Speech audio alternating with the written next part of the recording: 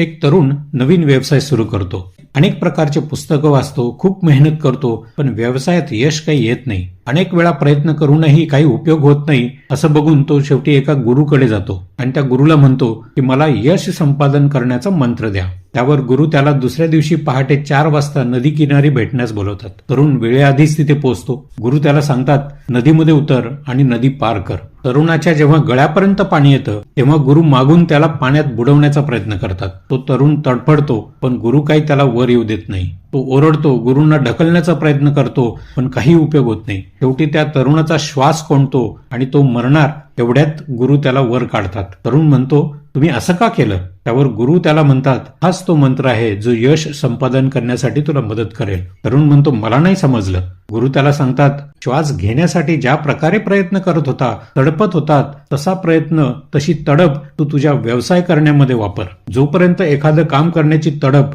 ती आग मनामध्ये जागृत होत नाही, तोपर्यंत तुम्ही कितीही प्रयत्न करा, यश मिळणार नाही. बघा, तुम्हाला या गुरूंचा सल्ला पटलाय का?